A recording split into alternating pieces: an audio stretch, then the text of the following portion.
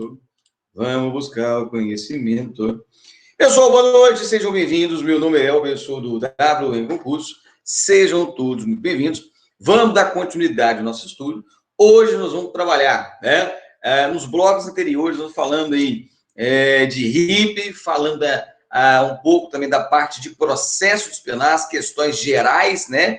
Abstratas ou erga omnes, de todos os processos administrativos, a questão do devido processo, a questão lá da defesa, as questões constitucionais, né, os princípios, né? Importante lembrar dos princípios norteadores do processo, a legalidade, né? E a moralidade e todos os demais. Então, é importante nós destacarmos os pontos principais que nós trabalhamos, né?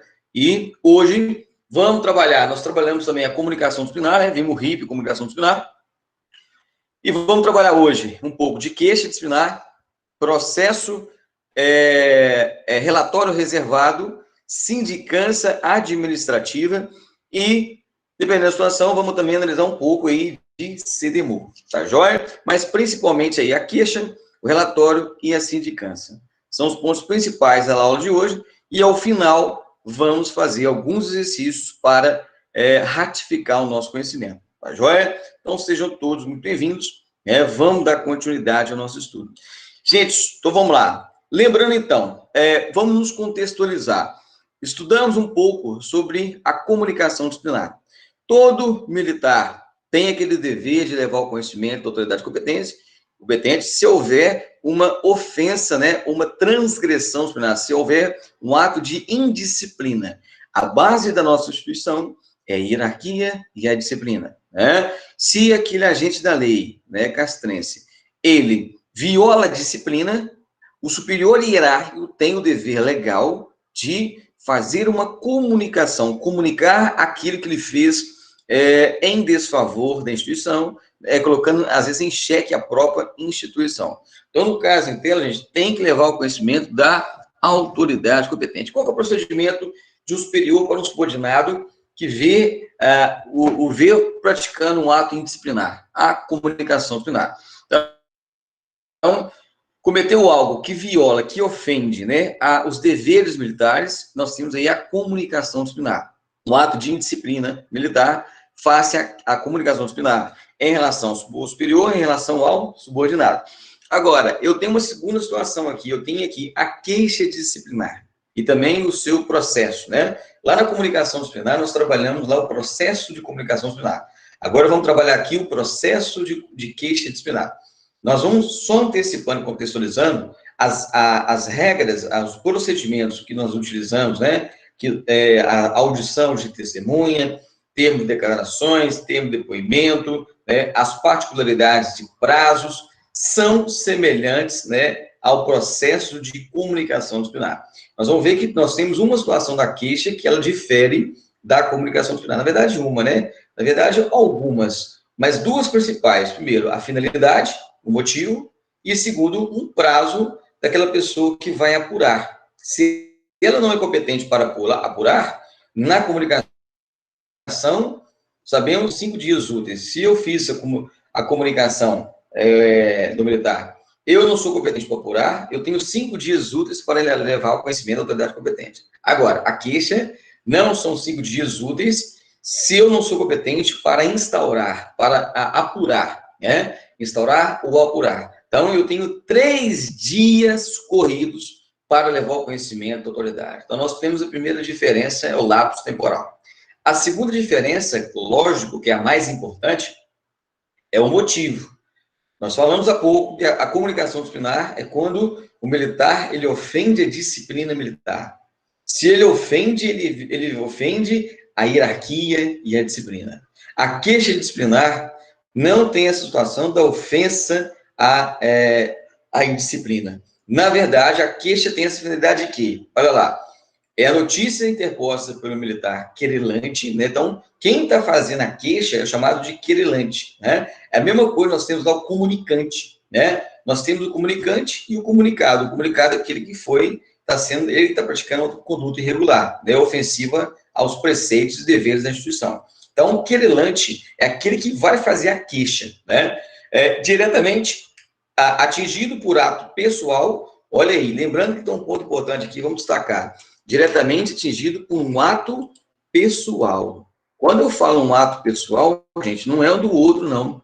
Não é do terceiro, não. É um ato personalíssimo. É que aconteceu com você. É que aconteceu com você. Um ato pessoal, um ato personalíssimo, né? Ato pessoal praticado por militar possuidor de precedência hierárquica, querelado, né? Ou seja, igual nós temos o comunicado, aqui nós temos o querelado, que repute irregular ou injusto, dirigida ao comandante, diretor ou chefe do querelante. Então, gente, a mesma forma que é da comunicação disciplinar, você fez a comunicação disciplinar do militar. Você vai entregar quem? Ao comandante do militar comunicado ou do seu comandante, que você é o comunicante? Do seu comandante, né? Você é o comunicante. Então, o seu comandante. No caso da queixa disciplinar, da mesma forma. Então, você vai entregar a queixa ao seu comandante, não relacionado ao comandante, às vezes, do outro militar, ao seu comandante, né? Então, dirigido ao comandante, diretor, chefe do querelante. Professor, o que é a situação do ato irregular ou injusto? Primeira coisa, vamos de trás para frente. O que é um ato injusto? Vamos fazer o contrário. O que é um ato justo? É aquilo que garante o ordenamento jurídico, aquilo que é prescrito nas leis e nas normas. Um ato justo. A questão de honestidade, a questão mesmo de obediência aos preceitos legais, né? Questão de justiça, né? Tratar ali com total ética, com total garantia dos direitos, respeitando os direitos fundamentais do militar, né? Então, aí vamos lá. Para o exercício do direito de queixar-se, deve o querelante ser atingido por ato pessoal, nós falamos que é o caráter pessoal dele, é um caráter personalíssimo, que repute irregular e injusto, de forma o quê? A causar, tem que ter consequência, olha lá, prejuízo físico, material ou psicológico. Então, gente, esse ato irregular ou injusto tem que ter ali, no caso, uma consequência, né? Ou um prejuízo físico, às vezes a pessoa ali, ela violou a própria integridade, a incolumidade física da pessoa, né? Ela tocou mesmo o corpo da pessoa, né? Às vezes provocou um certo constrangimento físico, né? Material, às vezes, do próprio a matéria pode se relacionar a várias coisas, por exemplo, patrimônio, ou psicológico, né? Afeta lá a psiquise da pessoa, né? A mente injusta, né? Que está sendo cometido em seu desfavor, né? O ato irregular, né? O ato que não é regular, é o algo que foge aquilo que são os preceitos da ética militar, né? Aquele espírito da camaradagem, da honestidade, da legalidade, do respeito ao companheiro, né? Então, aqui no caso, eu tenho essa queixa disciplinar. Então, voltando. Comunicação disciplinar. Do superior hierárquico e repute quando há ofensa à disciplina militar. Queixa disciplinar, quando há ato irregular ou injusto praticado por superior em relação ao subordinado. Então, o subordinado, ele faz essa queixa relacionada ao superior, que pratique ato irregular ou injusto em seu desfavor. Bacana? E lembrando que não é desfavor do outro, é seu desfavor. Professor, eu tenho aqui quantos dias para entregar essa queixa? Eu tenho prazo para entregar essa queixa? Tem. Olha lá, vejamos. A apresentação da queixa deverá ocorrer no prazo máximo de 5 dias úteis, contados da observação ou do conhecimento do fato. Professor, aqui eu vi que é semelhante à comunicação disciplinar. Então, a queixa disciplinar, gente, ela é semelhante à comunicação disciplinar. O prazo para que você entregue, para que você leve ao conhecimento da autoridade competente, 5 dias úteis. Semelhante, né, à comunicação disciplinar, tá? Você tem que levar ao conhecimento em 5 dias úteis. Agora, nós temos aqui uma diferença. Esta aqui, ó, esta se lê uma, tá vendo? Vou marcar aqui, ó, para a gente não esquecer da prova. Olha lá, caso a autoridade que você entregou a queixa não tenha competência para aqui, olha aqui, vamos fazer destaque aqui, ó, para apurar. A autoridade não tem competência para apurar. Essa autoridade que não tem competência, por exemplo, você fez uma queixa relacionada ao militar, você me entregou. Eu, militar, segundo sargento da instituição, não sou autoridade para apurar. Nós vamos ver que a queixa disciplinar é semelhante à comunicação disciplinar, né? o processo de comunicação disciplinar até nível de comandante de pelotão, ele pode solicitar, né, ele pode instaurar um PQD, um processo de queixa disciplinar. É semelhante aí ao processo de comunicação disciplinar. Por exemplo, então, eu recebi essa queixa disciplinar. Eu tenho competência para apurar, para instaurar aquela investigação? Não tenho. Então, eu vou remeter ao comandante de pelotão em quanto tempo? Em 3 dias. Professor, quando eu falo dias, são dias úteis ou dias corridos, né? 1, 2, 3. São dias corridos. Quando eu falo úteis, eu expresso na lei. Aqui nós não expressamos. Então, todos os prazos, quando não tem competência para apurar, gente, nós vamos ver tanto no relatório reservado também, tanto no caso da comunicação disciplinar, são 5 dias úteis.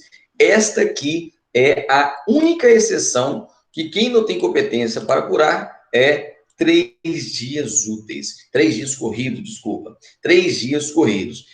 Vamos entender por quê, gente. Aqui, principalmente, porque, na verdade, aqui está rolando, está tendo uma situação de algo injusto, né? De algo que tem que ser analisado. Então, aqui, requer uma celeridade para que ele evite certos problemas disciplinares.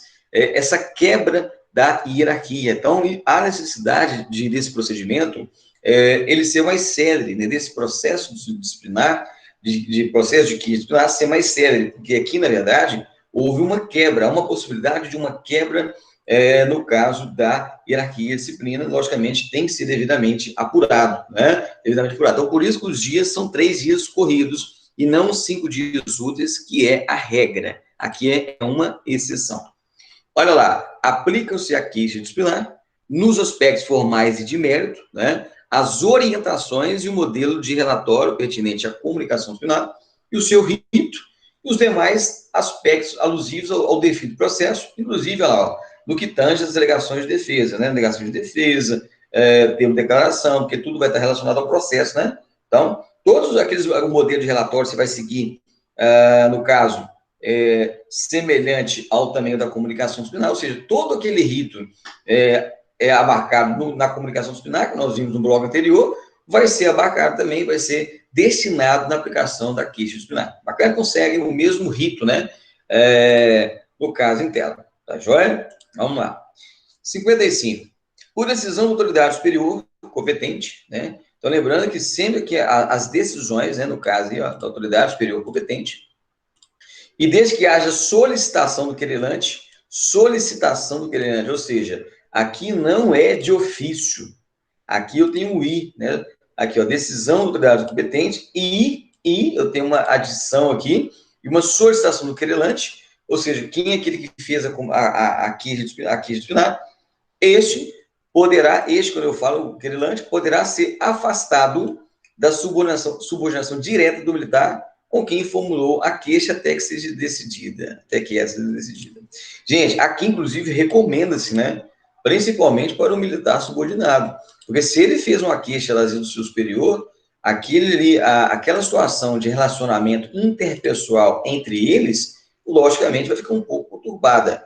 E aquilo ali pode ser, né, um estopim para acontecer uma situação mais grave, né? Então, os ânimos, eles estão exaltados. Ali existe uma hostilidade, né, entre eles, né, de maneira recíproca. Então, ali pode gerar um outro constrangimento, às vezes uma situação pior, né? Situações que a gente nós deparamos, né, ao longo da nossa atividade com essas situações. Então, para que se evite, né, o subordinado, o querelante, ele pode pedir que ele seja afastado da subordinação direta do militar, né, com quem ele formulou a queixa final, ou seja, o querelado, até que seja decidida. Então, ele pode solicitar, lembrando que isso aqui não é de ofício, isso aqui tem que ser provocado pelo querelante, ele sair da linha de subordinação do querelado. Tá joia? Olha lá.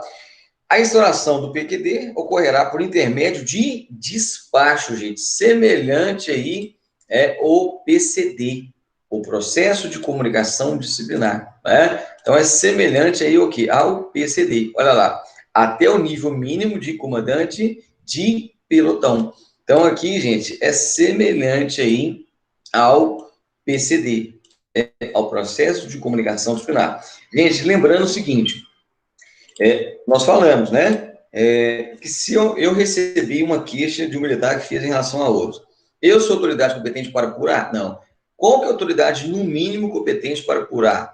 Para apurar, o que ele vai fazer? Ele vai instaurar. Quem que é a autoridade mínima, né? O comandante de pelotão. Então, o comandante de pelotão, ele pode instaurar? Ele pode instaurar? Pode. Por meio de despacho, ele delega, né? Ele delega, por exemplo, um sargento, né? Para poder fazer aquele PQD, né? Seu encarregado do PQD, e ele recebe, o sargento dá o prazo, né, do PQD, e recebe aquele PQD pronto. O que ele faz? Ele é autoridade para solucionar? Não. Ele não é autoridade para solucionar. O que ele faz? Ele encaminha aquele ali à autoridade competente para solucionar. Professor, quem que é a autoridade competente para solucionar? Nós vimos na última aula. Artigo 45 do Código de Ética, né? No mínimo comandante de unidade. No mínimo comandante de unidade. Tá joia? Vamos lá.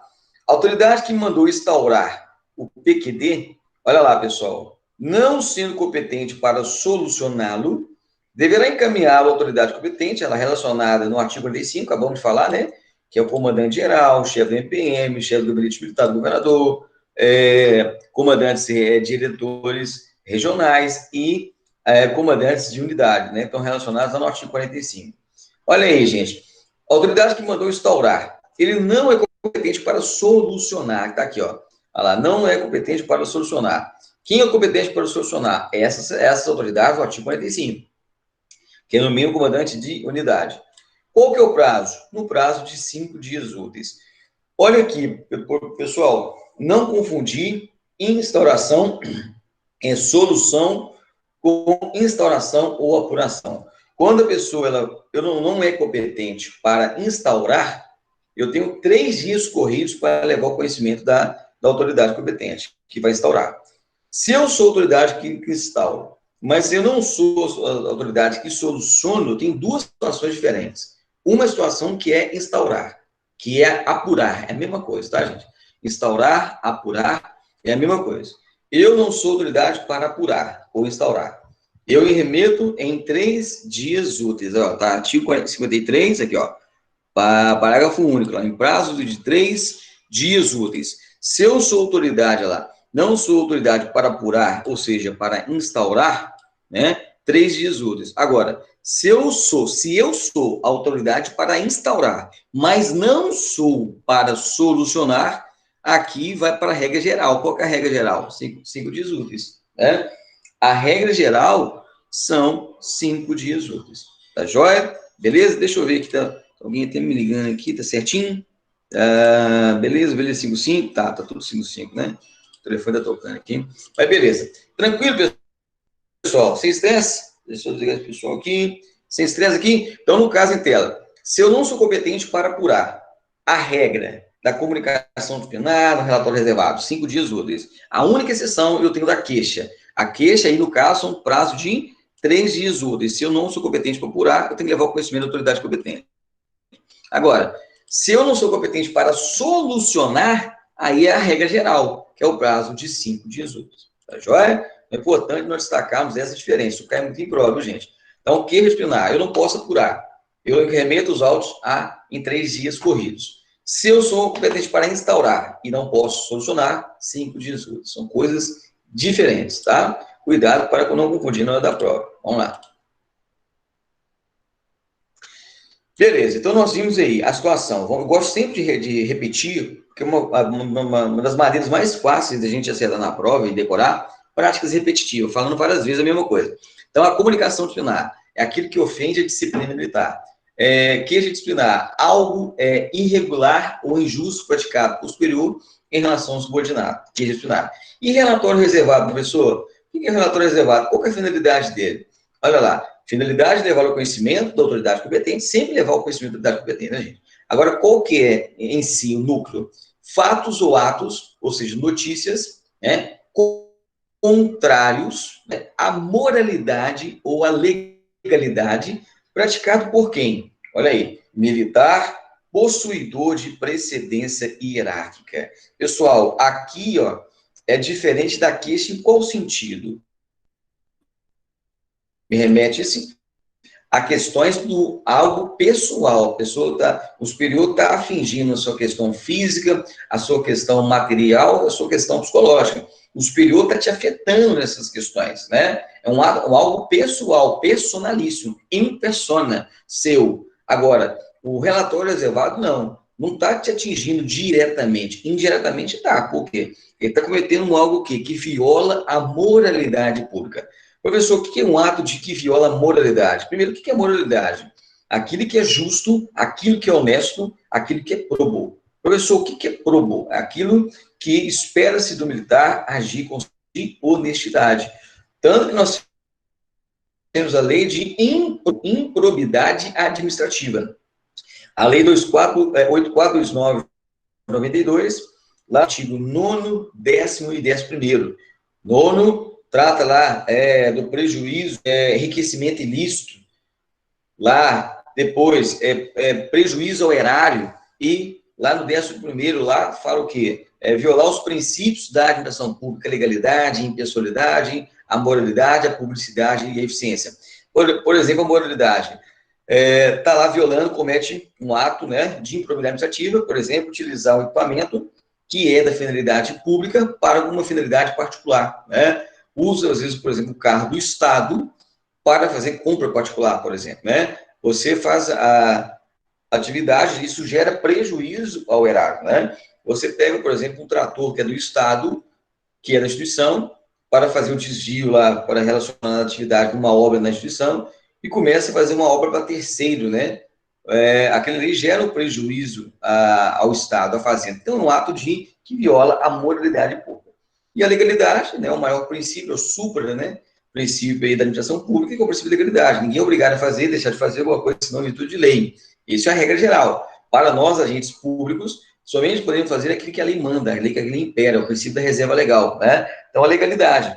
Então, o agente superior hierárquico, né, nós tomamos conhecimento que ele está cometendo um ato que viola a administração pública, comete um ato de imoralidade, por exemplo, está utilizando um bem público para finalidade particular, ou cometendo algo que viola a legalidade, por exemplo, está cometendo um crime, por exemplo, né? Está cometendo qualquer tipo de crime, tanto crime comum quanto crime o quê, pessoal? Crime militar, né? E lembrando que se o militar tiver de serviço a agindo na função, não é mais crime comum, é o quê? Crime militar. Nós tínhamos, né? Na lei lá do Código Penal Militar, artigo 9º, parágrafo 1º e 2º, o artigo 9º, parágrafo 1º, está dos crimes dolosos, parágrafo 2º das Forças Armadas, o artigo 9º, principalmente lá no inciso 2º, né, que trata aí dos crimes por extensão, né? Se está de serviço, está agindo na função, é crime militar. Então, violou a legalidade, ou seja, está cometendo um crime, né?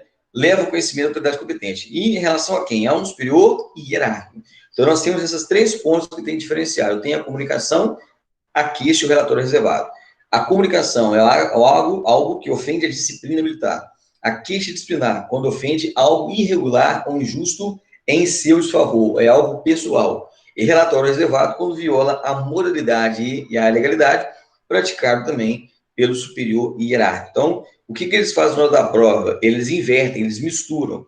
Comunicação disciplinar, ato que ofende a disciplina militar. Queixa disciplinar, quando é algo irregular ou injusto. E relatório reservado, quando viola a moralidade ou a legalidade, praticado por superior. Tá joia? Vamos lá. Então, vamos falar mais um pouquinho sobre isso.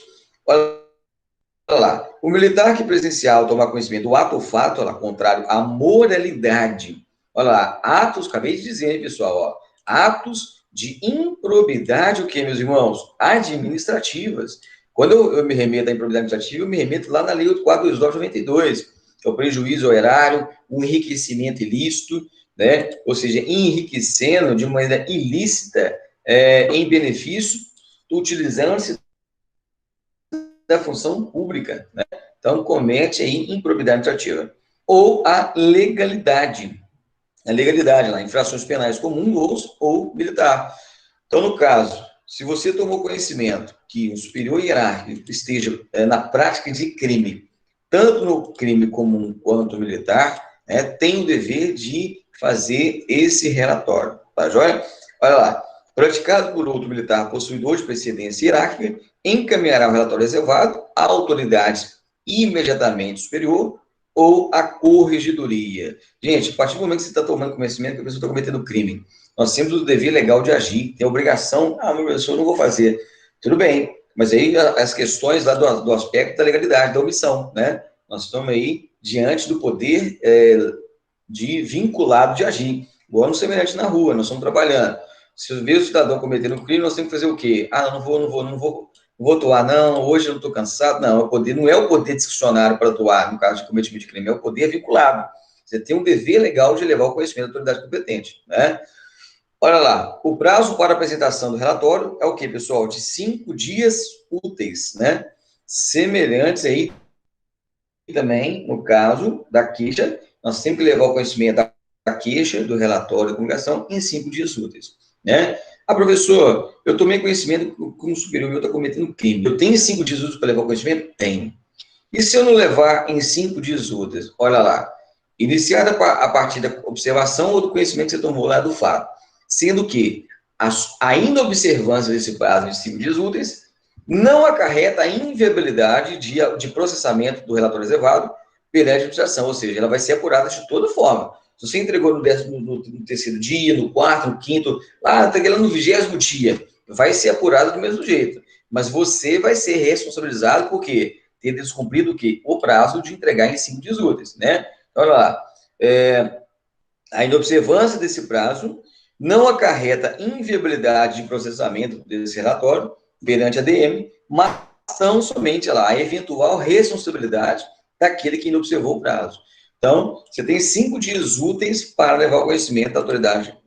Quando o militar superior hierárquico pratica algo que viola a moralidade ou a legalidade. Bacana? Então, é semelhante à queixa, né, e à comunicação disciplinar.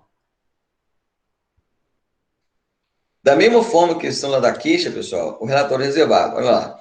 Por decisão da autoridade superior competente, e desde que haja solicitação do relator, ou por conveniência administrativa, este poderá ser afastado da subordinação direta do militar contra quem produziu o relatório, né, até que o processamento seja decidido, ficando-lhe assegurado de que, preliminarmente a sua solução, nenhuma medida administrativa correlatada ao fato relatado poderá ser aplicada em seu desfavor. Então, essa é a ideia, né, dessa garantia que você tem de refazer o relatório reservado, porque aí a gente fica naquela situação, né, de perseguição, de coação, de assédio, de retaliações. Aqui a própria a norma, ela já toma esse cuidado, né, no caráter normativo para te preservar no que tange quando você vai realizar, né, como se fosse uma denúncia mesmo, né, uma representação, às vezes uma ação pública condicionada à representação de uma situação que o militar superior hierárquico tem ou cometeu, né, tinha cometido ou está cometendo, né? Então, olha lá, poderá então ser afastado da subordinação, lembrando, tem que ser também a solicitação do relator. Aqui no caso, gente, é semelhante à queixa, não é de ofício, é por meio de solicitação, ele tem que solicitar, né, o militar tem que solicitar, não é um ato de ofício, ex office, e sim por meio do requerimento. Poderá ser lá, então, afastado, tal, assegurando que preliminarmente a sua solução, nenhuma medida administrativa correlatada ao fato pode ser aplicada em seu desfavor. Então, o militar, ele não pode ser punido, né, em tese, até agora, no caso de ter realizado o relatório reservado. Por que eu estou falando em tese? Porque quando se faz um relatório em relação subordinada, é a mesma coisa a queixa. Você tem que fundamentar, você tem que ter provas, você tem que ter elementos probatórios. Você quebra ali naquele momento a hierarquia e a disciplina. Então, para que seja ali assegurado uma certa punibilidade ao superior, o ônus da prova cabe a você subordinado, porque nesse momento você está quebrando a boa-fé hierárquica, né? Aquela ideia que nós falamos da comunicação disciplinar. Quando o superior faz o subordinado, quem tem que provar que é inocente é o subordinado, porque aí eu estou garantindo, eu estou manutenindo a hierarquia e disciplina, são os preceitos basilares da instituição. Eu estou manutenindo a hierarquia e disciplina quando eu faço a comunicação. Então, o ônus da prova cabe a quem é acusado, quem é o comunicado. Isso na comunicação. Quando é o contrário, a queixa disciplinar e o relatório reservado, a ideia é contrária. O ônus da prova não é do superior, o ônus da prova é do subordinado, porque nesse momento ele está quebrando a hierarquia.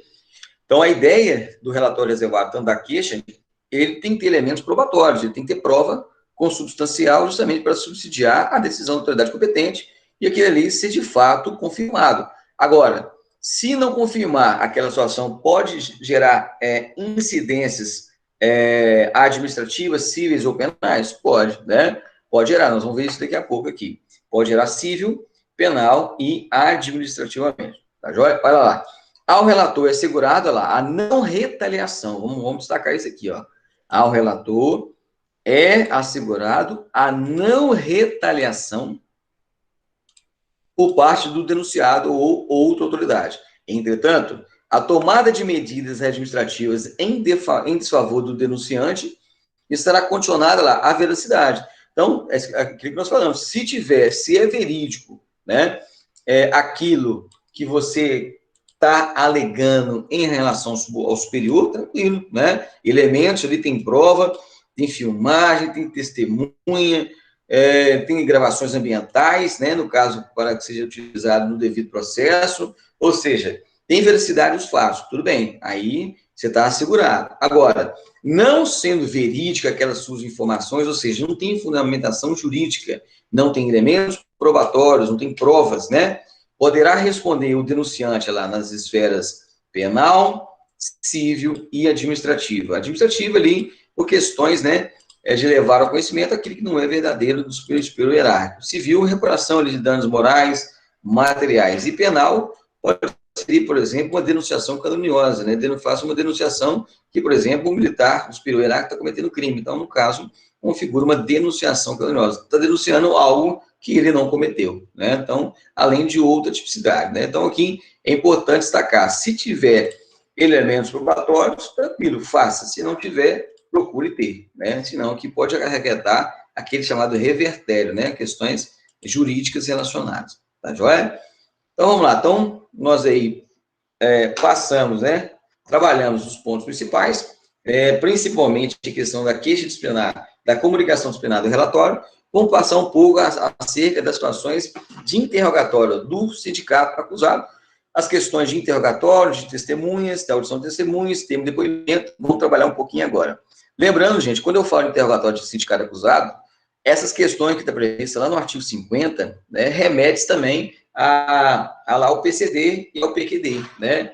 Ou seja, todas as questões relacionadas, né, o rito de um processo disciplinar, que a gente vai ver na sindicância, alguns pontos, eles também são adotados tanto no PQD, tanto lá no PCD, no processo de comunicação disciplinar.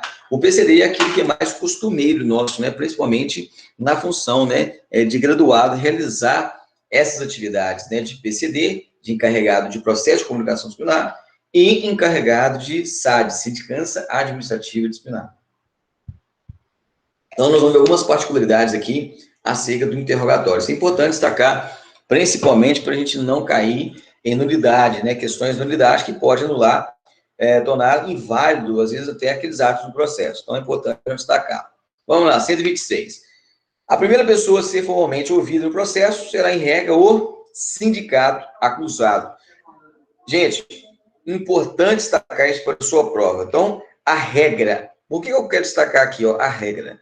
Lembra que nós falamos no direito, existe regra, existe exceção. O direito hoje ele é poroso, ele é lacunoso, ele é aberto, ele é flexível, ele é dinâmico. Quando eu falo regra, porque existe exceções, existe excepcionalidades. E lembrando que as excepcionalidades têm que ser devidamente o quê? Motivadas, justificadas. É a mesma coisa, eu posso parar de fogo em via pública? Qual que é a regra? Não. Exceção, sim, para salvaguardar a vida, na legítima defesa, para repelir injusta agressão real iminente para o infrator. Artigo 23 e 25 do Código Penal, combinado com 32 e 44 do Código Penal Militar. Ou seja, para neutralizar um cidadão criminoso que decide confrontar os agentes da lei, você vai neutralizar. Então, as questões de exceção. A regra é que não se deve disparar arma de fogo em via pública. A regra, eu posso parar arma de fogo em perseguição? Regra, não.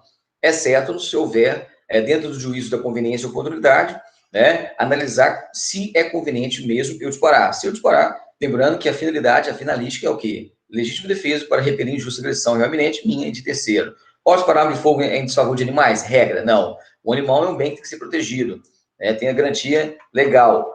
não se deva. Ah, mas o caráter excepcional, posso fazê-lo? Se houver necessidade para fazer a garantia do direito relacionado inexigibilidade de conduta diversa para assegurar um direito seu, né? Você vai afastar, né, questões de um risco, pode, né? Tem esse amparo como excludente de ilicitude, né? Então, é a mesma coisa. A regra, o sindicato, ele é o primeiro a ser ouvido, né? Nós temos aí, lá no IPM, né? No IPM, nós temos o contrário, né? Interessante quando a gente ministrar lá para a turma de graduados, a gente sabe que no inquérito de polícia militar é o conduzido, né? O conduzido, ele é o último, né? Ele é o último a ser ouvido, né? Lá no APF, né? No Auto Visão e Flagrante Delito, lá na fase do APF, ele é o último a ser ouvido, né? O conduzido. Aqui no caso em tela, quando eu trato do processo disciplinar, no caso, ele vai ser o primeiro. Professor, a regra então é que ele seja o primeiro. Ele pode ser o último? Pode. Desde que seja, ele solicite, né? E a autoridade, o encarregado, você, como encarregado, você deverá acatar nessa solicitação dele para que ele seja ouvido por último, né? Lembrando que tem que ter o quê? Devida motivação. Mas você deverá acatar. Nós iremos ver isso aqui, esse verbo importante, deverá acatar, né? Então, olha lá, a primeira pessoa, então, se formalmente ouvida, vai ser em regra o sindicato acusado. Ou quando devidamente justificada, lá, em qualquer fase da apuração, antes da abertura de vista da defesa final. Então, aqui, gente, lembrando que a defesa final é o libelo acusatório final e a defesa final são os últimos documentos a serem produzidos antes do relatório. Lembra que nós falamos lá no PCD? Mesma coisa, gente. A fase acusatória, nós saímos da fase inquisitória, a fase inquisitiva, a inquisitória, entramos na fase acusatória, a produção de provas. E quando eu vou ao final do processo, a última fase, né, antes do relatório conclusivo do encarregado, para que se os autos sejam remetidos à conclusão, à solução da autoridade competente, a última fase é dar vistas à defesa final. Você entrega o libelo acusatório, né, e ele se defende. Se defendeu, é o último ato do processo antes do relatório. Professor, o militar se defendeu, o agente se defendeu. E aí? Aí depois eu produzi mais uma prova. Eu colhi mais um documento importante para a ilustração dos fatos. O que você tem que fazer? Abrir vistas novamente para o acusado, para o sindicato, para o comunicado. Você tem que abrir vistas novamente. Abriu vistas novamente, ele entregou razões finais de defesa, você finaliza com relatório conclusivo e remete os autos à autoridade competente para a solução. Então, gente, lembrando sempre disso. Antes da abertura de vista, todos os atos têm que ser antes da abertura de vista. Abriu vista é o último ato, né? O recebimento da defesa final é o último ato que precede, que antecede, né, o relatório conclusivo. Tá joia? Então, importante destacar isso para a prova. Caso o sindicato acusado, defensor, requira a realização lá de interrogatório ao final, olha aí o verbo que eu falei com você, gente, que sempre cai em prova. Isso sempre cai em prova. Olha o verbo. Olha aí, vamos trabalhar conjuntos aí. Olha o verbo, que beleza. Ó, caso o sindicato acusado, defensor, requeira a realização do interrogatório ao final da apuração, né? Tá vendo? Sindicato acusado, defensor. Deverá o sindicante, você, né? Sindicante, você encarregado, comissão, né? No caso da comissão de processo administrativo, né? Atender o pedido. Você tem que atender o pedido, olha lá. Realizando a diligência antes da abertura de vista final, caso exista. Então, no caso, gente, deverá, né? Logicamente, aqui nós vamos ver, nós temos situação quando fala deve, mas eu tenho a situação aqui das questões que têm que ser justificadas, né?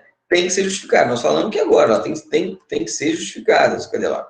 Olha lá. Ou quando devidamente justificado, em qualquer fase da apuração, ou seja, tem que ter motivos. Mas por que você está querendo ser ouvido por último, né? Há que se ter a devida motivação, né? Mas ele, no caso, colocou bem claro, deverá, né? Não deu aquela faculdade, né, do encarregado ele analisar, fazer o crivo da conveniência e oportunidade. Aqui foi algo mais imperativo, né? Então, isso aí tem que ficar atento para dar prova, tá joia? Vamos Sargento, lá. Fala, meu irmão. o motivo para tal pode ser somente ali garantir a ampla defesa? Não, ele tem que ter motivos consubstanciais. Ele tem que ter uma segurança jurídica para que ele tome aquela devida missão, né? Ele tem que apresentar elementos probatórios que demonstrem a necessidade que ele seja ouvido por último. Ele tem que demonstrar, ele tem que ter o ônus probatório, ele tem que ter elementos de provas que façam ele ser o último a ser ouvido. Simplesmente ele falar, eu quero ser ouvido por questões da ampla defesa do contraditório. Vai justificar? Não vai justificar, não. Então, esse aí vai cair por terra, esse elemento. O verbo ali está deverá, mas ali, aquele parágrafo, o caput antecedente fala que vai ser analisado questões conforme a sua justificativa, né? Bacana, meu irmão? Então, tem que ter elementos probatórios. Show de bola. Vamos lá. Caminhando. Beleza. Tranquilo, vamos lá, continuando. 127. O interrogatório será constituído de duas partes, sobre a pessoa do sindicato e acusado, né, e sobre os fatos. Primeiro, a qualificação, né, sobre a pessoa. Quem é você?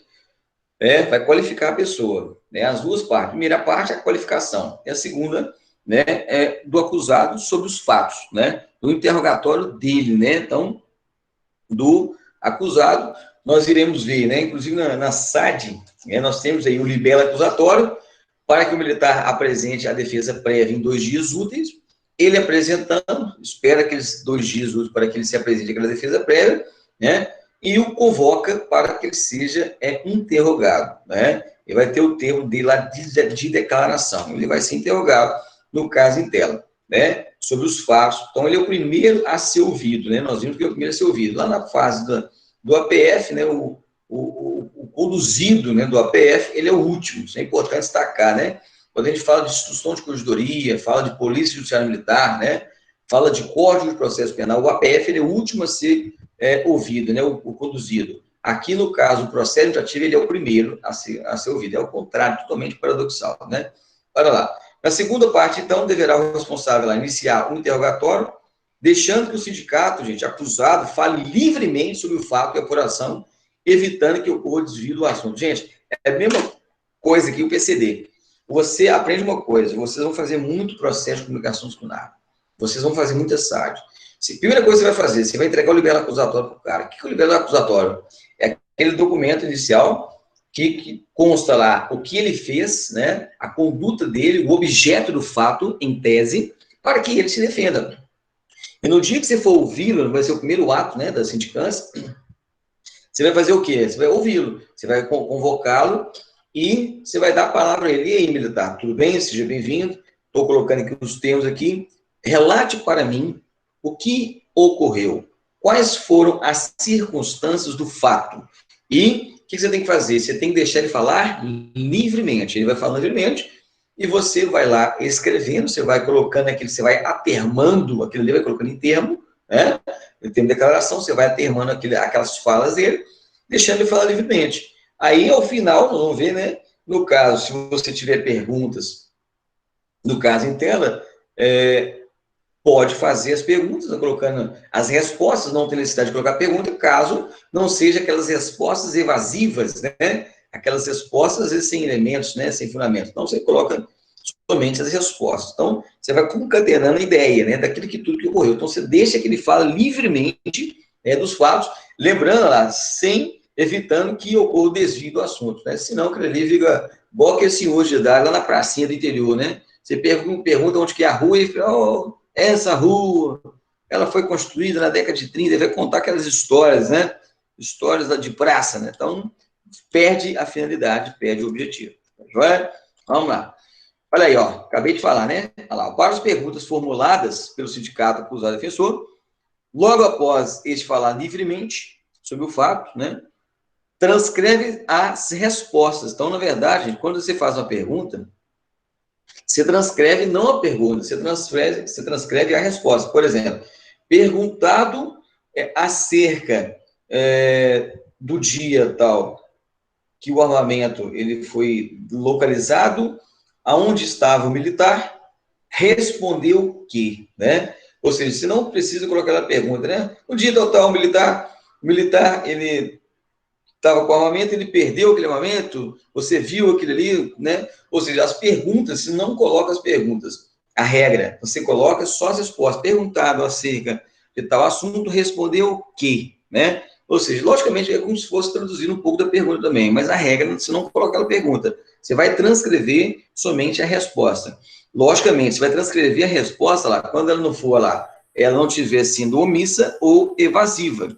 Agora, a regra é essa, se não tiver as situações de omissão e se elas são evasivas, ou seja, ela não respondeu nada daquilo que você perguntou, aí você coloca a pergunta. Porque justamente você tem que comprovar que você fez aquela pergunta. Porque na hora que o comandante ele for pegar o documento, ah, mas peraí, você não fez a pergunta, não? Então, não, você fez, mas só que ele não respondeu, entendeu? Então, se ele não te respondeu, se ele respondeu de maneira evasiva ou omissiva daquelas informações importantes, principalmente para esclarecer os fatos, aí você tem que colocar a pergunta. Então, essa é a ideia. Quando você fala, você é encarregado de um processo, ou no sindicância, no PQD, você tem que fazer as perguntas, pode fazer? Pode. Se ele te responder exatamente, você só coloca as respostas, senão precisa colocar a pergunta. Agora, se ele te demos uma resposta evasiva, omissiva, ou seja, não falou que ele de fato esclareceu, e você ali bateu na tecla para ele falar, e ele não falou. Aí o que você faz? Coloca a pergunta, porque na hora que o comandante for analisar, eu disse, não, peraí, ele perguntou, mas o militar não quis responder, ou foi evasivo, ou não respondeu, ou teve a intenção mesmo, o dolo de não responder. Tá? Às vezes, justamente para se esquivar da responsabilidade. O sindicato acusado, devidamente notificado, lá, não poderá deixar de comparecer a ato injustificadamente, pelo qual responderá administrativamente e penalmente pela conduta. Gente, isso que nós tratamos também questão do PCD, né? Se você militar, né? Aqui, tanto no caso, aqui nós estamos falando do sindicato, né? Do acusado, mas tem também a situação da testemunha, né? Da testemunha militar. Nós temos a obrigatoriedade de comparecer ao ato, claro, né? Temos a obrigatoriedade, porque isso aqui é um ato de serviço, né? É uma ordem legal. Então, no caso, o sindicato acusado vai ser ouvido. Nós entregamos o libelo acusatório para que daqui 2 dias ou 3 dias ele seja ouvido. Ele tem que comparecer, pessoal? Claro, é obrigatório o seu comparecimento. Ah, não vou não. Não estou passando, não quero ir não vou não sei não. Beleza. Ele incorre o quê? Desobediência, né? Ele ainda vai tomar uma transgressão de documento de ordem, o 14.3, ainda o crime de desobediência. Então, às vezes, uma sindicância, coisa simples, ele responde criminalmente e vai tomar mais uma comunicação disciplinar ali, vai responder 2 situações transgressionais administrativas e ainda vai ser processado na justiça militar por desobediência. Então, gente, isso é muito sério. Tanto o sindicato acusado, quanto também a testemunha lá, está no parágrafo 2º lá. As testemunhas militares estaduais das instituições militares estaduais estão obrigadas a depor, né? Senão incorre crime de desobediência. Então, tem que testemunhar. E além, ainda pode correr a situação lá no caso do testemunho, falso testemunho ainda, responder pelo crime de falso testemunho, e que também é uma residual, uma transgressão média, né? Então, tem que comparecer. E outra coisa importante, está nas instruções de corredoria, eu até falei nos últimos blocos, o militar, ele foi notificado para comparecer em audiências. O que ele tem que ir? Paisana ou fardado? Fardado. Professor, tem diferença? Nenhuma, todos os atos. Tanto na justiça castrense, nas auditorias do juiz militar ou do Conselho de Justiça, que é nível de primeira instância, quanto do Tribunal de Justiça Militar, né, a nível de segunda instância, nossos coronéis juízes, tem que ir fardado em todos os atos. Sendo vítima, autor, réu, tem que ir em todos os atos. Da mesma forma, o militar em processo administrativo. Todos os atos tem que ir fardado. Porque eu vejo muito militar perguntando, liga na seção de recursos humanos, liga na P1, liga o militar, para o encarregado, ô, comandante, posso ir paisano? Às vezes o comandante libera, às vezes o encarregado libera, mas pode? Não. Se houver uma fiscalização ali hierárquica, os 2 podem ser punidos, tanto aquele que não foi fardado, como aquele que ele autorizou, ou seja, ele descumpriu a norma, ele toma um documento de ordem. O encarregado que autoriza aquele paisano, ele pode tomar ali, uma desígia, ou dependendo do moldamento da conduta, um documento de ordem, porque está previsto em lei, tem que ir, está previsto nas normas, tem que ir fardado. Então, tem que ir o sindicato na audição, né? No caso lá, tá vendo? Foi notificado, não pode deixar de comparecer o ato, né? De termo de declaração, tem que comparecer. O reclamante vítima lá deverá, em regra, ser ouvido após o interrogatório do sindicato acusado. Então, olha que interessante. Então, primeiro eu tenho o sindicato acusado que vai ser ouvido. Segundo, eu tenho reclamante e vítima. Regra, né? Olha o ordenamento jurídico me dando essa faculdade. É regra. Por quê? Ali, gente, lógico, tem um caráter lógico, né? Um caráter de esclarecedor, né?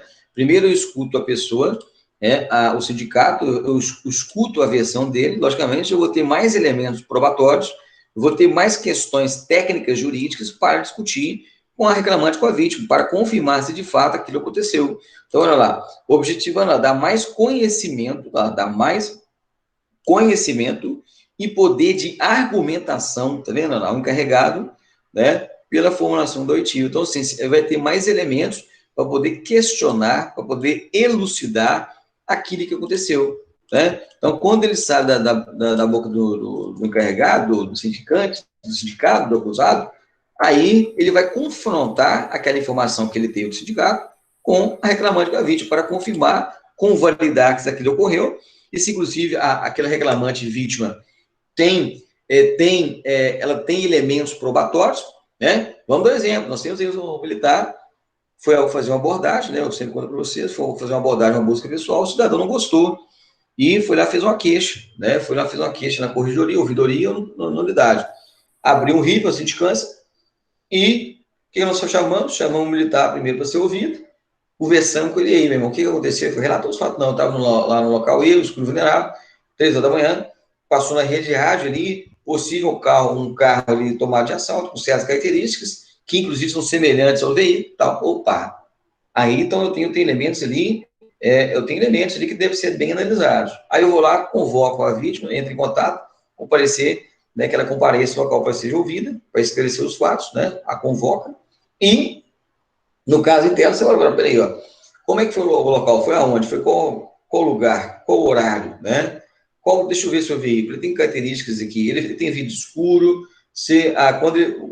na sua observação de dentro para fora, o militar consegue te enxergar? Ah, não consegue, não. Ah, tá. Que hora que você estava passando lá? Você estava realizando o que naquele momento? Ou seja, você vai concatenando as ideias, você vai juntando os dados probatórios, você vai formulando o seu convencimento argumentativo pela análise que você vai fazendo, de audição de um, de outro, você vai ali construindo o conhecimento e a informação com coleta de dados.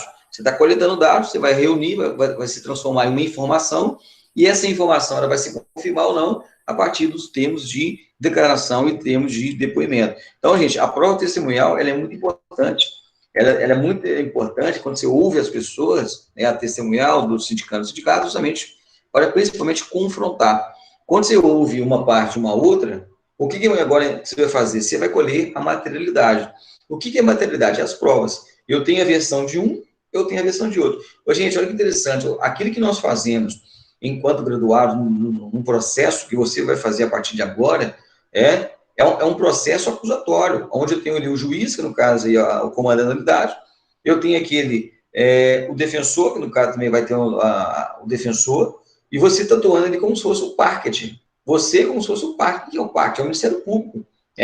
Um pouco o Ministério Público e um pouco ali a autoridade judiciária, um delegado de polícia. Você vai investigar. Você vai investigar os fatos. Você vai utilizar de técnicas, né, justamente para tentar o quê? Esclarecer. O trem, a viatura ali, ela colidiu no veículo lá, e houve um dano. A fazenda pública, a viatura, e um dano de terceiro. Beleza, vou analisar. Peraí, o sinal estava vermelho, a viatura estava parada, e veio o veículo atrás e colidiu. O veículo atrás colidiu. Peraí, o agente da lei deu causa? Ele agiu com dolo ou culpa? Não. Então, eu tenho a teoria objetiva. Na verdade, o Estado ele vai solicitar, né, o ressarcimento por parte do terceiro. Então, no caso, aí, as provas vão ser analisadas. Peraí, vamos pegar a filmagem, se é isso mesmo. Eu vou ouvir a pessoa, o terceiro, vou ouvir ali, os agentes da lei, vou pegar o quê? As filmagens, e isso aí que eu vou fazer. Eu vou reunir as questões probatórias. Se eu tenho ali, confirmando que, de fato, o veículo oficial nosso estava parado, o cidadão atrás, ele relatou que ele colidiu, e eu tenho ali uma filmagem, eu tenho testemunhas, eu vou pela testemunha, aquele ali vai fazer um dossiê robusto de provas para subsidiar a decisão da autoridade competente, para que ela tome a decisão de maneira tranquila. Não, peraí, foi certo, ó. Aquele veículo explodiu, porque houve ali uma perícia que constatou uma falha técnica, um pane elétrico, que aquele ali ocasionou a explosão daquele veículo. Ou seja, aquilo aí eu vou ausentar, eu vou afastar a culpabilidade do agente e para que ele faça o devido ressarcimento à máquina pública. Então, gente, a produção de provas, você amanhã que vai fazer esse processo, ela é muito importante. Ela é muito importante você ter essa expertise. Você que tem essa expertise aí de intervenção, já trabalha aí, tem experiência, né, muito tempo na intervenção de combate, policiamento ostensivo, você agora vai ter que aprender a ter essa expertise de produção de prova. Né? Logicamente que as habilidades que o militar ele adquire com o tempo da carreira, o pessoal aí já com 16 anos, né, de carreira, isso vai facilitar também muito, né, com certeza, a experiência de vocês a ter essa facilidade de produção de provas, sem sombra de dúvida. Não tem dúvida disso, né? É importante destacar. Vamos lá. Parágrafo único. O militar responsável pela confecção da comunicação, queixa, relatório, poderá ser eventualmente ouvido na condição de testemunha ou ofendido em processo, procedimento que foi instaurado em decorrência do fato. Gente, o militar fez a comunicação disciplinar de outro, instaurou um PCD. Ouvir o tenente, por exemplo, que fez a comunicação disciplinar? Depende. Se você acha ali que o termo dele é importante, né, que ele precisa falar, eu preciso ouvir dele, além daquilo que ele escreveu na comunicação disciplinar, ouve. Né? Aí tudo bem, você pode colocar lá na condição de testemunha, sem problema nenhum. Agora, se a comunicação ali já vier com todas as informações pertinentes, você não tem que ouvir, fica na faculdade sua, né, analisar, né? Então, você pode ouvi-lo, mas lembrando, gente, que você que tem que fazer esse crivo, você é encarregado. Se você analisou que aquilo ali é importante ter mais informações que ele, né, o comunicante, o queixante e aquele que produziu o relatório fez, se trouxer mais informações, você pode ouvi-lo numa boa. Lembrando que a situação de superior hierárquico, ele pode escolher um dia, horário, né, para que seja ouvido. Para que seja ouvido, lembrando, desde o prazo, dentro do prazo regulamentar. Ele tem essa faculdade, né, de escolher dia, horário, local para que seja ouvido, né, porque tem a precedência hierárquica em relação ao encarregado. Vamos lá. 133. O reclamante e vítima deverá ser alertado sobre a necessidade de falar somente a verdade. Gente, vamos falar um pouquinho isso aqui sobre falso testemunho. Eu vou entrar aqui e vou falar de outra coisa. A testemunha, ela tem direito e o dever de falar duas coisas. O direito não, ela tem o dever de falar duas coisas. A verdade, nada mais do que a verdade. Por quê? Se ela cala a verdade ou mente, ela enquadra em crime e transgressão, se for no caso militar. Qual que é a conduta elementar do tipo criminal? O calar a verdade, o omitir e o calar a verdade. O que é o omitir? Omitir, a pessoa sabe o que aconteceu e fica calada. Ou mentir, né? A pessoa vai e mente, fala que aquilo aconteceu de uma forma e aquilo aconteceu de outra. Então, o falso testemunho, que é um crime, tanto previsto no Código Penal como no Código Penal Militar, remete às duas condutas, uma ou outra. Ou ele cala a verdade, ou seja, ele sabe que aquilo aconteceu e não falou, ele se omitiu, crime de falso testemunho, de transgressão, ou ele mente, a mentira. Então, ele tem o dever, por obrigação legal, na verdade. Agora, quando eu estou na situação, o militar ou o cidadão está na situação de vítima, reclamante, deve ser alertado sobre a necessidade de falar somente a verdade, lógico, né? Mas ele tem aquela ideia de não produção de prova contra si? Tem, né? A ideia da presunção de inocência, a não autoincriminação? Tem. Ele tem essa, é diferente da testemunha. Aqui, quando, por exemplo, o réu, a vítima, o acusado, ele tem o direito, tanto na fase inquisitorial, né, a fase processual, de permanecer em silêncio. O advogado pode falar, inclusive, em nome dele. Justamente por ele ter esse direito, tanto na fase de inquérito administrativo, ou a fase processual, da presunção de inocência do direito de permanecer em silêncio. É aquela mesma ideia lá da alcoolemia, né, da abordagem lá, para que o cidadão ele sobe o bafômetro. O Supremo Tribunal Federal foi claro. Isso é um princípio, uma subespécie do princípio da presunção de inocência, a não autoincriminação, a não culpabilidade. Então, ele tem esse direito de não realizar o teste de boa fome. Então, da mesma forma, no caso da vítima, o próprio o acusado, né, o réu no processo, ele tem o direito de permanecer em silêncio? Tem. Né? Agora, a testemunha não. A testemunha ela tem que falar a verdade, nada mais do que a verdade. Aquilo ali pode ser levado em seu favor. Agora, se a vítima, o que o artigo 133 fala?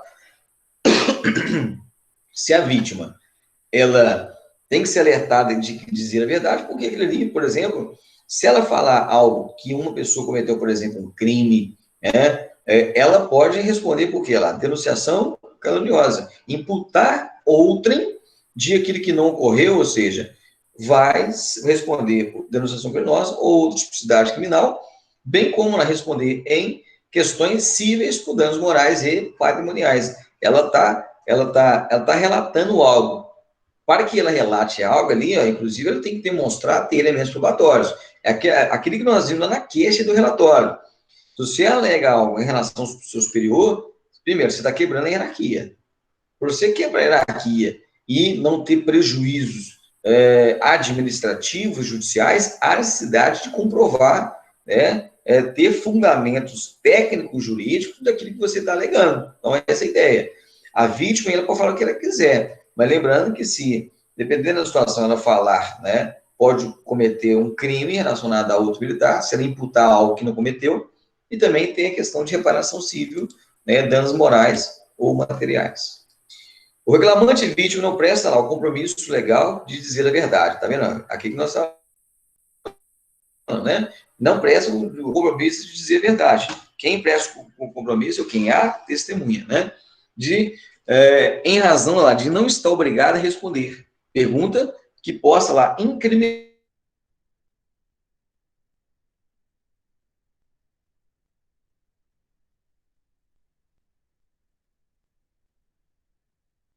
Que princípio que é esse? O princípio da não autoincriminação. Isso também nas normas internacionais de direitos humanos, por exemplo, a Declaração Universal de Direitos Humanos, de 10 de dezembro de 1948, pós-Segunda Guerra Mundial, e a Convenção Americana de Direitos Humanos, chamado também de Pacto São José da Costa Rica, que é de 69, onde o Brasil foi signatário em 1992, que entrou no Brasil com status de supralegalidade. Então, é um direito, né, uma subespécie desse princípio da presunção de inocência. Ou seja, estranha ao processo, o que não o desobriga de falar somente a verdade naquilo que declarar. É claro, né? Quando você vai para o processo, você tem aquela ideia de falar a verdade. Mas a culpabilidade que gera pela não, pela omissão ou por silenciar a verdade, não é nada testemunha, é diferente, né? Nós temos que fazer essa separação da situação da testemunha, da vítima reclamante e do próprio acusado, que é o direito da não autoincriminação, né? O direito constitucional tem que ser respeitado. 135. O sindicato acusado e seu defensor, caso exista, né, deverão ser notificados, com no mínimo 24 horas de antecedência acerca da data, hora da audição do reclamante ou da vítima, para que, caso queiram, poder acompanhar o ato e efetivamente participar do processo. Gente, bizu para vocês, bizu, presta atenção. O ato de você ouvir o sindicado, o acusado, o comunicado, é de 48 horas. Quando você vai ouvir aquele que está sendo acusado, sindicado, o acusado no processo do PAD, do PAD, do PAI, do PCD, você tem 48 horas para notificar, no mínimo de 48 horas. Os demais atos, por exemplo, você vai ouvir testemunha, você vai ouvir o reclamante, você vai ouvir outras pessoas. Você tem que notificar, no mínimo, 24 horas, o sindicado, o acusado, o comunicado, o acusado no PAD. Ou seja, os atos tem, na verdade, o PAD não, última forma. O PAD, que é a situação demissionária, é 48 horas. Mas a regra é 48 horas da parte notificada, quando ele vai ser ouvido, quando a pessoa vai ser ouvida, o comunicado, o sindicato, ele vai ser ouvido 48 horas. Os demais atos, 24 horas. Então, é um bizu para a prova. A questão do PAS lá tem essa excepcionalidade, né? Estou aqui fazendo essa acepção, né? O PAS tem excepcionalidade. Mas a regra, o que cai na prova é o quê? O PQD, o PCD e a SAD. Então, a regra é o quê? 48 horas você ouvir o sindicato acusado e o querelado, o querelado, por exemplo, no caso em tela, e 24 horas, no mínimo, para os demais atos. Por exemplo, audição de testemunha, reclamante, vítima, produção de provas, e vai.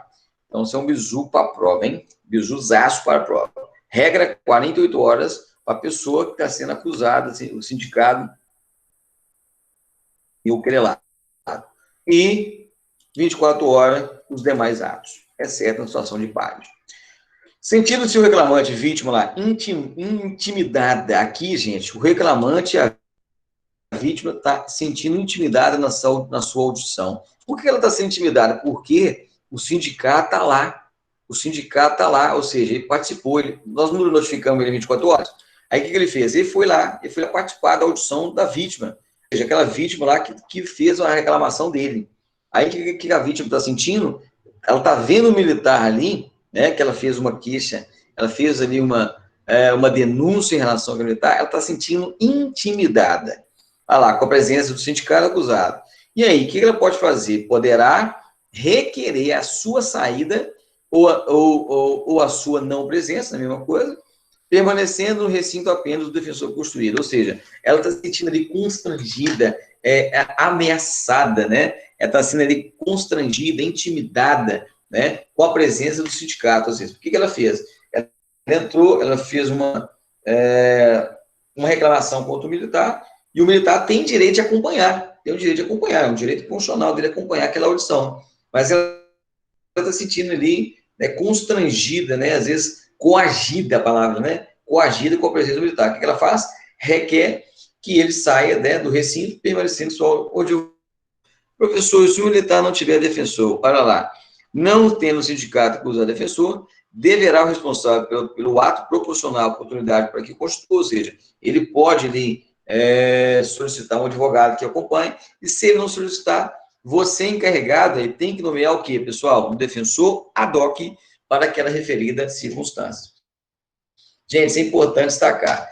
Então, a pessoa se sentiu intimidada, você aproximou, você entrou na sala, não quer que ele fique aqui. Ele sai. Se ele não tem advogado, você dá o prazo, a oportunidade dele o defensor. Se ele não construir, você nomeia um defensor. Tem que ser que ele tenha precedência hierárquica, pode ser o defensor ad hoc. Tá joia? Que nomeia o encarregado ou autoridade competente. Mas aqui no caso, como está perto ali, via de regra, é o encarregado do processo. Mas via de regra também pode ser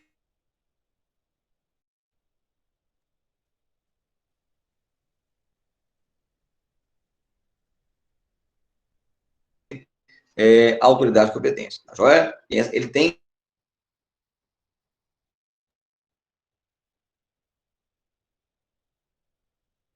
ministério, ofício ou profissão. Gente, essas pessoas aqui são proibidas de depor. Essa é a regra. Professor, tem exceção? Tá travando? Eu até avisei no começo mesmo, porque nós estamos aqui em outro estado, né? Outro estado. Então, vamos tentar segurar a onda aí. Se travar demais, se tiver aquele problema técnico, a gente faz uma nova regravação, faz uma nova chamada aí. Mas vamos lá, vamos caminhando. Vamos lá, acompanha aí e vai me falando. Vamos lá. São proibidas de depor. Às vezes só pode ser só um pico, né? Só um pico. Deixa eu ver. Vamos lá. São proibidas de depor. Então, proibidas de depor, só aquelas que não podem depor. Essa é a regra. Essa é a regra. A regra que não podem o quê? Depor, né?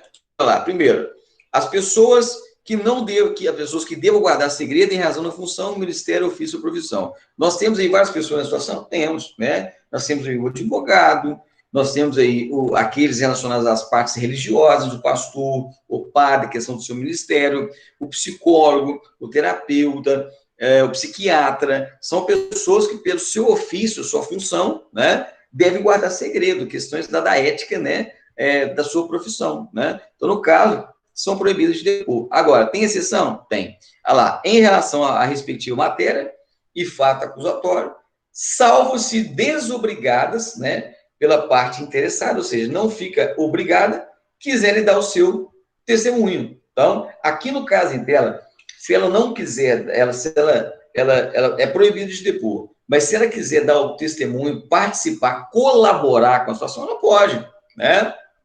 Mas lembrando lá, ela salva-se desobrigadas pela parte interessada. Então, não tem aquela obrigação, não tem aquela obrigatoriedade, né, de ter aquela formalidade presente nos termos normais que nós iremos ver.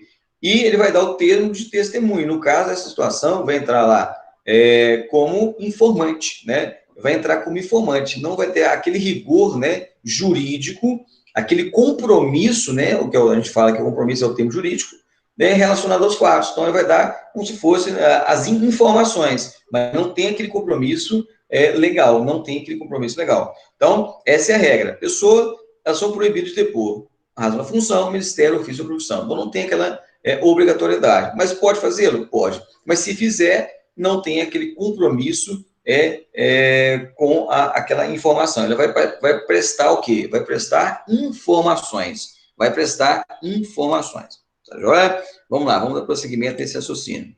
Olha lá. A testemunha não poderá eximir-se da obrigação de depor. Essa é a regra, né? Nós falamos. Inclusive, o militar, o quê? É obrigatório que ele se faça presente. Se ele não se fizer presente, ele comete o crime de desobediência, né? E responde descumprimento de ordem 14.3, né? Transgressão residual. A testemunha, então, não pode eximir-se da obrigação de depor. Né? Essa é a regra. Ele tem que ser ouvido fazer o termo de depoimento, né? A testemunha. Agora, tem exceção, professor? Ele perde esse termo de depoimento e ele pode simplesmente prestar uma declaração. Ele pode simplesmente dar uma declaração? Pode. Quem pode dar uma declaração, se eximir-se dessa regra que tem a obrigatoriedade de depor? Nós temos a exceção. Quem que é que, então, vai dar essa declaração que não vai dar aquele termo obrigatório, né, compromissado? Olha lá. Ascendente, quem que é o ascendente? O pai, avô, bisavô, trisavô, né? Ou seja, aquela turma para cima, né? E a turma para baixo são os descendentes, os filhos, netos, bisnetos, trinetos, aquela turma para baixo. Afim em linha reta. Quem que é o afim? Por afinidade, né? São os mesmos descendentes do cônjuge, né? Por exemplo, você tem lá o pai, o seu sogro, a sua sogra, ou seja, aquela galera tanto que sobe, os ascendentes da sua esposa, ou na turma que desce, né? Os descendentes da sua esposa. Nós chamamos isso de por afim, por afinidade, né? Então, em linha reta, essa é a ideia. E quando eu falo linha reta, tanto dos descendentes quanto dos descendentes. Ascendentes e descendentes. Então, são os mesmos do cônjuge, os descendentes, ascendentes, mas do cônjuge. E também o quem? O cônjuge. Ou pessoa com quem vive em união estável. Nós temos a situação da união estável. Hoje houve essa garantia, né? Da união estável, hoje é esse vínculo jurídico, ainda que separado judicialmente ou divorciado, olha lá, ou irmão do sindicato acusado. Então, aqui, gente, é irmão de quem? Vamos até grifar aqui, ó. Esse pessoal aqui, ó, é irmão, né? É parente por linha reta, ascendente, descendente, irmão, cônjuge do sindicado acusado. Aqui não é da vítima, viu, pessoal? Não é do reclamante, né? É do sindicato acusado. Então, no caso em tela, a testemunha, a regra, não pode se eximir de obrigação de depor. Ela tem a obrigatoriedade de depor. Inclusive, falando a verdade, nada mais e nada menos do que a verdade. Exceto, né, não tem essa obrigatoriedade de depor, nós falamos, então, ascendente, descendente, minha regra, ascendente, descendente, cônjuge, por afinidade, divorciado, ainda que divorciado judicialmente ou separado judicialmente, e irmão do sindicato acusado, não é do reclamante, beleza, pessoal? Olha lá, então, salvo quando não for possível, então a regra não pode se eximir. Essa situação vai se eximir. Aí tem a outra situação de excepcionalidade da excepcionalidade, olha lá, salvo quando for possível, né, essa turma que nós acabamos de citar, por outro modo, obter prova do fato, né, ou de suas circunstâncias, situação que não prestará lá o compromisso legal de dizer a verdade. Quem que não vai prestar o compromisso de dizer a verdade? Essa turma que nós acabamos de destacar, né? olha lá, devendo ser ouvida em termos de declarações, né? Então, no caso, vai ser ouvida em termos de declaração, porque não tem aquela obrigatoriedade, não tem a obrigatoriedade do compromisso, né, de prestar o compromisso legal. Então, é a mesma situação que nós temos lá daquele que tem a situação do ministério, ofício, profissão, que deve se resguardar. Então, ele vai prestar o quê? Essa declaração vai prestar informações. Se a pessoa não tem um compromisso legal, vai prestar o quê? Informações, através do termo de declarações. Tá joia? Então, nós temos que separar o joio do trigo aí. Vamos lá. As testemunhas militares, olha lá, pessoal, o que nós destacamos, hein? Olha aí, questão de prova, hein? Olha aí. Militares estaduais. Pessoal, eu tô achando que pode ser isso aqui, porque está chovendo aqui. Deixa eu até fechar ali, Ana. E vamos continuar. Olha lá. Vamos destacar aqui. Só um minutinho, pessoal. Vamos continuar.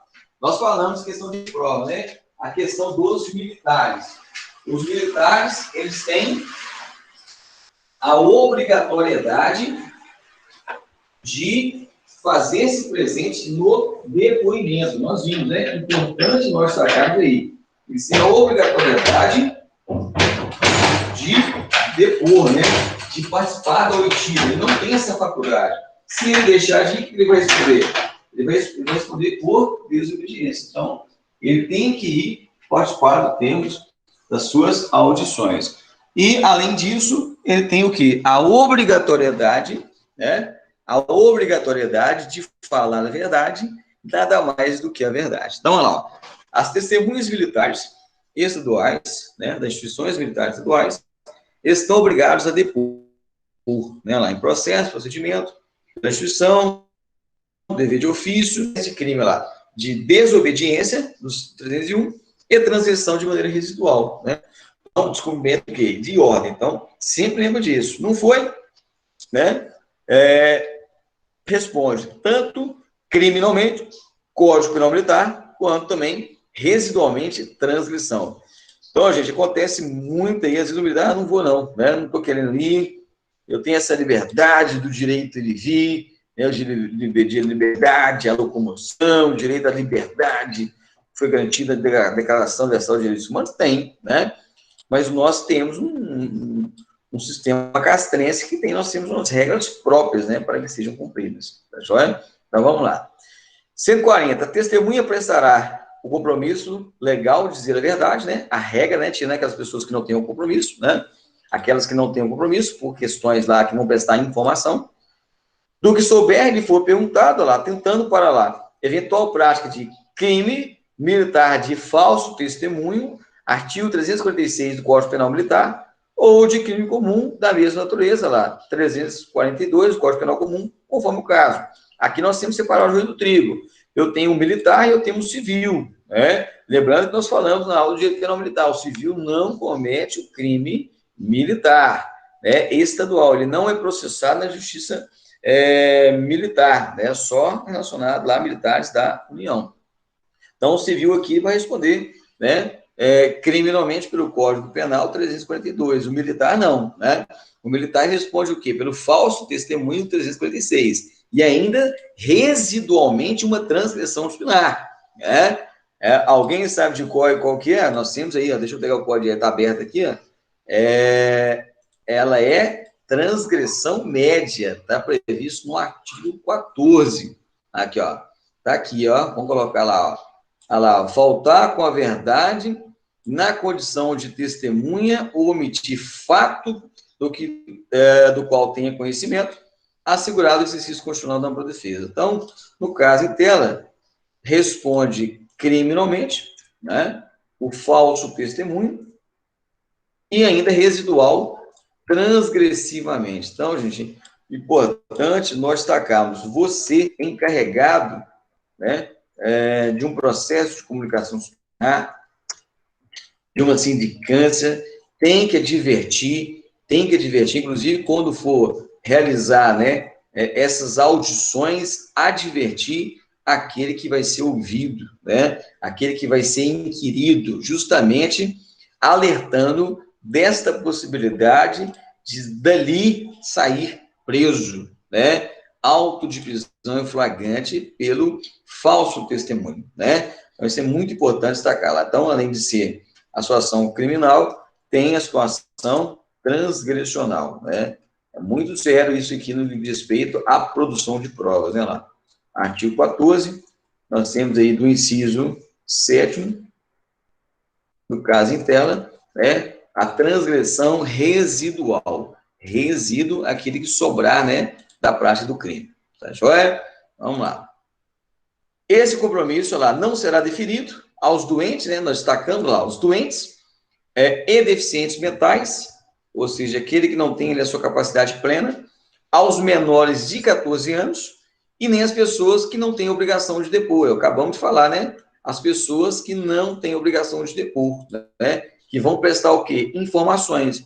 As questões do parentesco e aquele que é a situação lá do ofício, profissão, né? Que as pessoas que, pela sua função que exercem, ficam desobrigadas do compromisso de depor, né? Não tem aquele compromisso. Então, eles vão ser ouvidos por informações, eles vão prestar informações. Então, lá, não tem o compromisso não será deferido. Então, a eles não prestam esse compromisso, essa obrigação de depor. Eles vão ser ouvidos como o quê? Como informantes, né? Olha lá, isso é importante destacar, ó, a forma que eles serão colocados, né, diante daquela informação. Olha lá. Olha lá. Serão ouvidos na condição lá de informantes.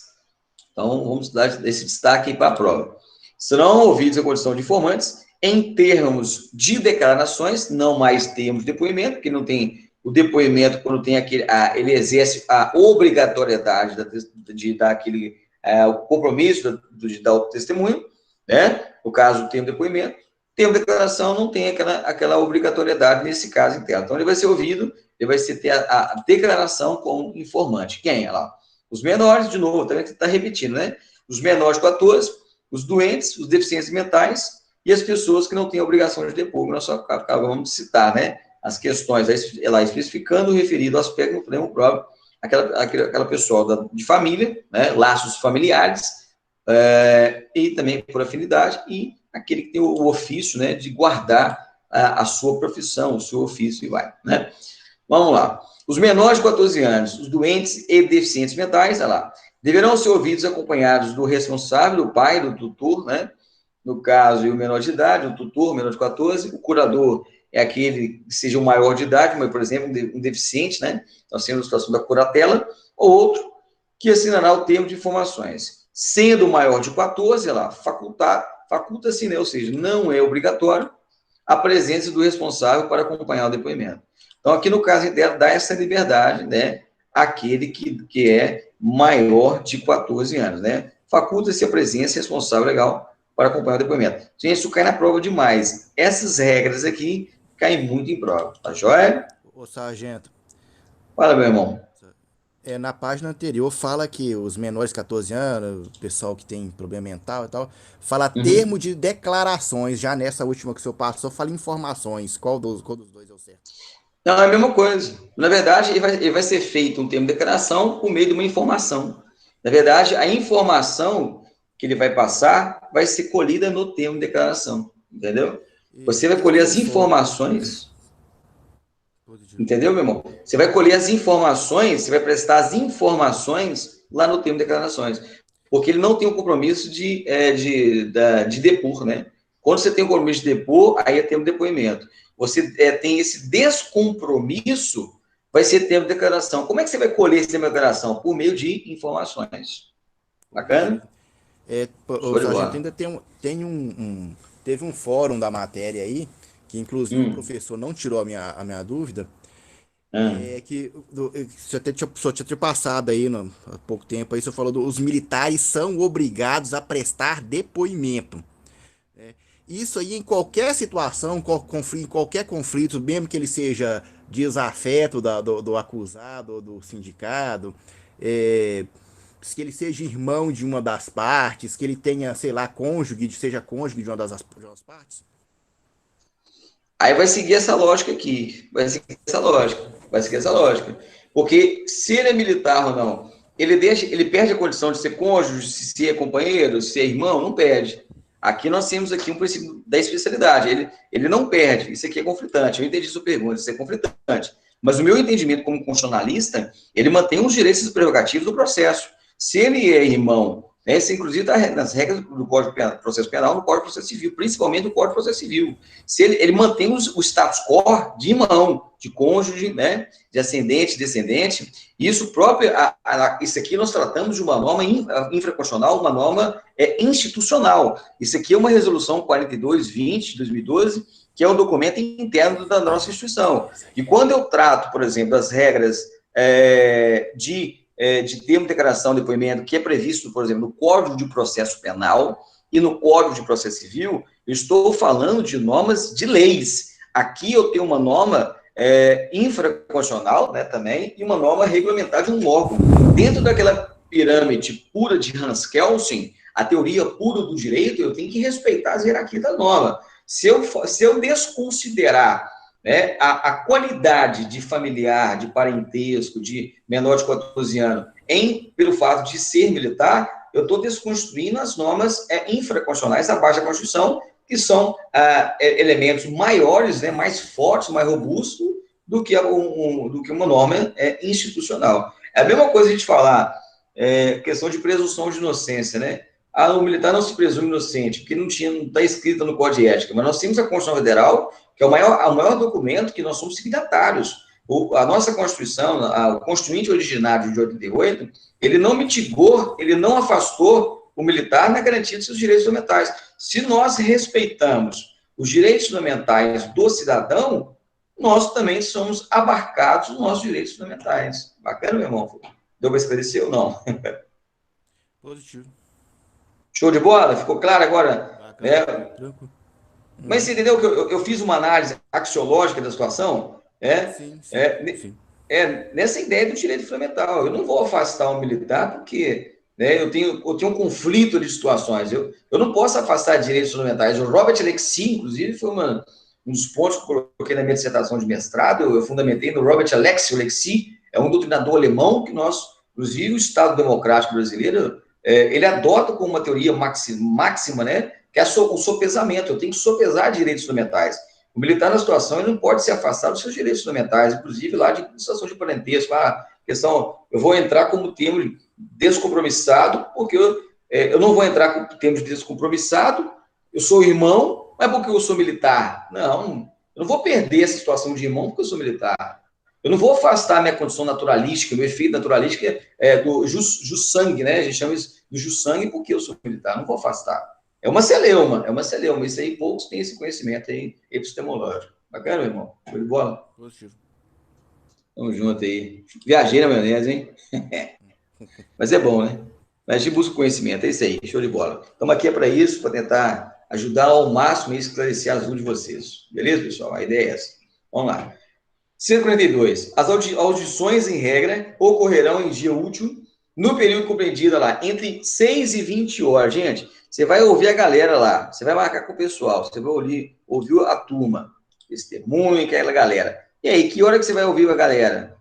Você vai ouvir entre 6 e 20 horas. Tem exceção, professor? É claro, o direito, existe a lacuna, olha aí, pessoal. Ó, a lacuna, lembra que a gente sempre fala isso, o direito tem a sua regra e tem a sua excepcionalidade. Tá joia?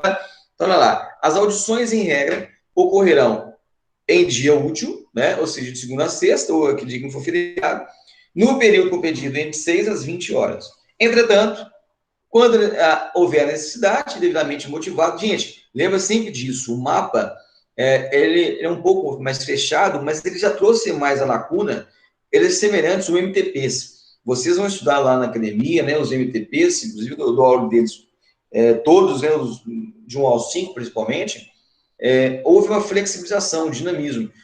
Você pode fazer tal conduta nas intervenções de polícia? Pode, desde que você motive, desde que você tenha fundamentos. Então, é a mesma coisa, a regra. Eu tenho que ouvir de 6 às 20 horas. Mas um caráter de exceção, eu não posso ouvir depois das 20 horas? Pode. Se, por exemplo, aquela testemunha, ela trabalha até às 21 horas, eu vou ouvir às 22. Você vai fundamentar, não, houve a necessidade, você vai fundamentar no termo, você vai colocar lá no termo, houve a necessidade, por força do artigo 142, o caráter de excepcionalidade, ouvir essa testemunha no dia tal, às 21 horas, tendo em vista que a testemunha, de grande importância para a elucidação dos fatos, ela trabalha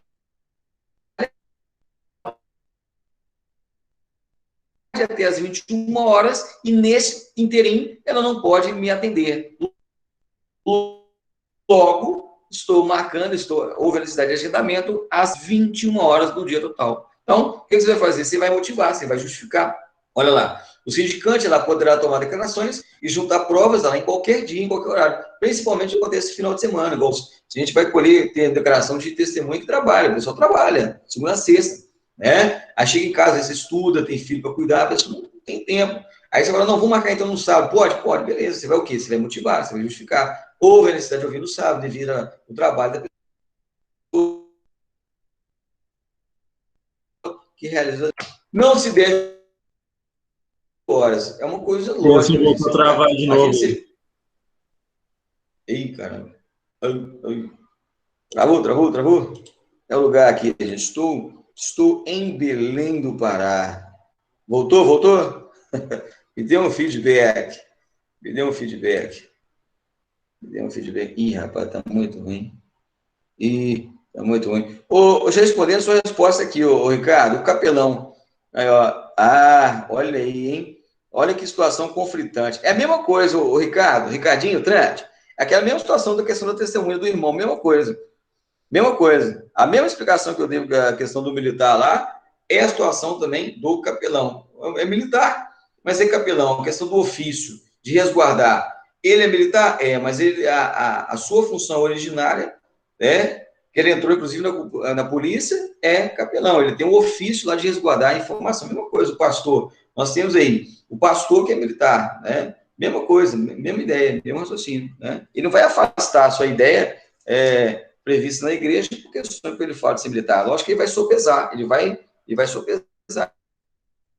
Isso aí é o princípio do Robert, beleza? Show de bola? Gente, deixa eu voltar aqui para a gente finalizar essa parte da balinha. Então, vamos lá. Então, no caso, gente, não se deve ouvir testemunha por mais de 4 horas consecutivas, sendo-lhes facultado descanso de meia hora. Então, gente, aqui, ó, isso é importante destacar. Não, a regra, tendo mais de 4 horas, sendo que facultado, ou seja, não é obrigatório, né? Descanso de meia hora, justamente para não cansar aquele ali. E outra coisa, a atividade ali, ó, você vai ouvir 4 horas pessoas, você não conseguir nem raciocinar mais, então tem que dar um descanso, tem que relaxar justamente para voltar aquele raciocínio para buscar o conhecimento, né?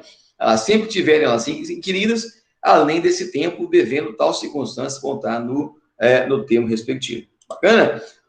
Vamos lá. Os termos de oitivo, então, deverão ser, em regra, concluídos no seu início, lá, mesmo após 20 horas, salvo provado impedimento ou motivação ou solicitação da parte interessada.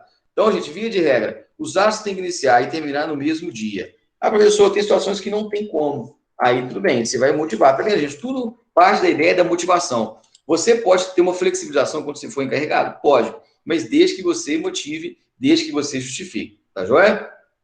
Se a testemunha for militar, precedência hierárquica em relação ao encarregado, nós já falamos aí o que acontece. O superior hierárquico que ele faz é testemunha. Ele tem que depor? Tem, para esclarecer os fatos? Sim.